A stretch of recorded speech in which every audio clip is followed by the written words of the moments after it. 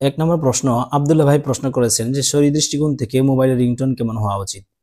2 নম্বর প্রশ্ন, মোবাইলের স্ক্রিনে কোরআনের আয়াত বা লা ইলাহা ইল্লাল্লাহ আল্লাহু আকবার ইত্যাদি সেভ করা কি জায়েজ আছে ইমেজ হিসেবে? আব্দুল্লাহ ভাই মাশাআল্লাহ খুবই যুগোপযোগী প্রশ্ন করেছেন। আমরা ছোট থেকে নিয়ে বড় পর্যন্ত অর্থাৎ সবাই মোবাইল ব্যবহার করে থাকি, কিন্তু মোবাইলের রিংটোন কোনটা রাখবো, শরীয়তসম্মত কোনটা, এটা আমরা অনেকে জানি না। রিংটোনকে আমরা 3 ভাগে বিভক্ত করতে পারি।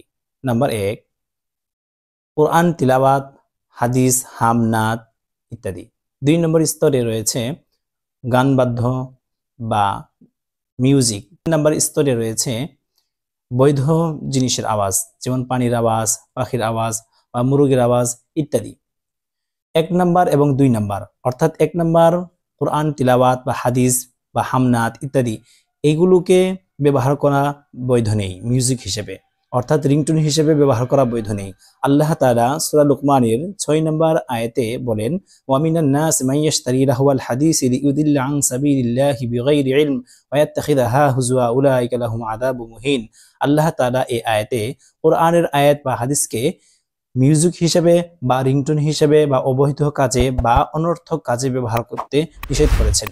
2 নম্বর হচ্ছে মিউজিক, গানবাদ্য, এগুলোকে রিংটোন হিসেবে ব্যবহার করা কোনো মতেই জায়েজ নেই। 3 নম্বর স্তর, অর্থাৎ 3 নম্বরটা হচ্ছে বৈধ জিনিসের আওয়াজ, এগুলোকে আমরা রিংটোন হিসেবে ব্যবহার করতে পারি, যেমন পাখির আওয়াজ, পানির আওয়াজ ইত্যাদি।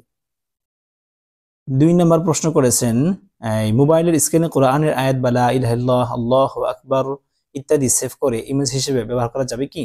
না, এগুলোকে কোনো মতেই ব্যবহার করা যাবে না। কারণ হচ্ছে যে আল্লাহু আকবার বা লা ইলাহা ইল্লাল্লাহ বা কোরআনের আয়াত বা রাসূলুল্লাহ সাল্লাল্লাহু আলাইহি ওয়াসাল্লামের নাম যদি আমরা মোবাইলের স্ক্রিনে ব্যবহার করে থাকি, কারণ আমরা মোবাইলকে বাথরুম, টয়লেট বা ইত্যাদিতে নিয়ে যাই, অনেক সময় এই স্ক্রিন ওপেন হয়ে যায়, যার কারণে এটা নাম ভেসে যায়। আর আল্লাহ তাআলার নাম, রাসূল সাল্লাল্লাহু আলাইহি ওয়াসাল্লামের নাম বাথরুম, টয়লেটে নিয়ে যাওয়া কোনো মতেই বৈধ নয়, এটা না জায়েজ। অতএব আমরা কোরআনের আয়াত বা আল্লাহ তাআলার নাম বা রাসূলুল্লাহ সাল্লাল্লাহু আলাইহি ওয়াসাল্লামের নাম স্ক্রিনে ব্যবহার করতে পারবো না, জায়েজ নেই।